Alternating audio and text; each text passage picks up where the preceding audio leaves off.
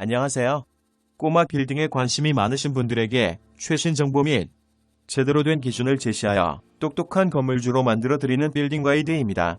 꼬마 빌딩에 투자할 때는 사전에 투자 대상 빌딩에 대한 물리적, 재무적, 법률적 분석과 실사가 반드시 이루어져야 합니다.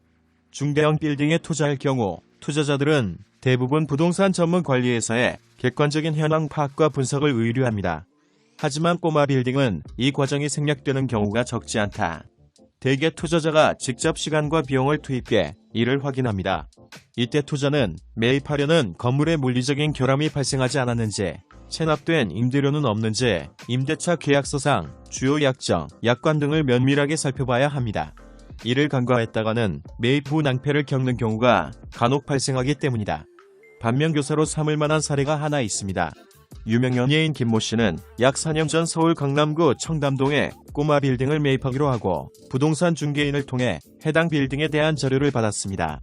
이 자료에는 건축물 관리대장에 기재된 사항들을 요약한 빌딩의 물리적 현황과 임대차 계약 내역 등을 토대로 작성된 재무 현황, 그리고 부동산의 강점을 부각하는 내용이 주로 담겨 있었습니다. 그런데 부동산 중개인이 건네준 자료를 검토하던 김 씨는 한 가지 이상한 점을 발견하게 됐습니다. 매입 대상 빌딩의 건축물 관리대장에 불법 건축물이라는 내용이 표기되어 있었던 것입니다.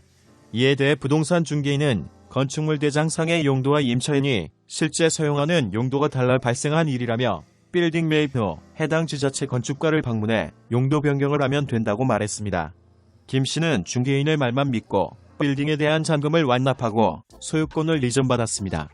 빌딩 소유권을 이전받은 김 씨는 곧바로 대리인을 통해 지자체의 용도 변경을 신청했습니다. 그런데 이 과정에서 김 씨는 담당 공무원으로부터 전혀 예상치 못한 이야기를 들었습니다. 해당 빌딩을 근린 생활시설로 사용하려 할 경우 건축물 바닥 면적이 500제곱미터를 초과하면 반드시 장애인 편의시설이 설치돼야 용도 변경을 해줄 수 있다는 얘기였습니다. 그런데 문제는 이 꼬마 빌딩의 공용 면적이 워낙 좁아서 장애인 화장실 등 편의시설을 설치할 수가 없다는 점이었습니다.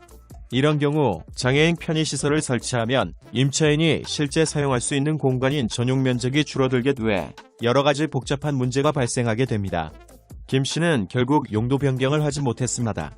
기존 임차인을 내보내고 새로운 임차인을 구하려는 당초 계획도 물거품이 됐습니다. 김 씨는 기존 임차인이 그대로 계속 건물을 사용할 수 있도록 임대차 계약을 갱신해 줄 수밖에 없었습니다. 그런데 김 씨는 이대로 일 단락될 줄 알았던 용도 변경 문제가 전혀 새로운 골칫거리를 불러올 줄은 꿈에도 알지 못했습니다. 김 씨 소유 빌딩 소재지 관할구청이 해당 빌딩이 위법 건축물에 해당한다며 이행강제금을 부과하기 시작한 것입니다. 대개 불법 건축물의 이행강제금은 건축면적 과세시가 표준액의 50% 정도다. 건축법에서는 1년에 최대 2회에 걸쳐 문제가 해결될 때까지 이행강제금을 부과합니다. 보통 이행강제금은 불법 건축된 면적을 평당으로 환산해 계산합니다. 부과 금액은 구청에서 산정하지만 적게는 몇만 원에서 많게는 몇백만 원까지 부과되는 경우가 있습니다. 김 씨가 겪은 사례는 특히 꼬마 빌딩에 투자할 때 많이 발생하는 문제입니다. 꼬마 빌딩의 경우에는 규모와 금액이 상대적으로 적다 보니 전문업체가 아닌 부동산 중개인을 통해 실사 등의 과정을 생략하고 매입하는 경우가 많기 때문입니다. 하지만 이 경우 부동산 중개인만을 탓할 수는 없습니다. 투자자가 좀 더 적극적으로 건물 현황 파악에 나섰다면 얼마든지 피할 수 있었던 문제였습니다. 그래도 자신이 없었다면 비용이 좀 더 들더라도 전문업체에 의뢰했으면 피해를 줄일 수 있었습니다. 내용이 마음에 드셨다면 구독과 좋아요 부탁드립니다. 더 좋은 내용으로 찾아오겠습니다. 감사합니다.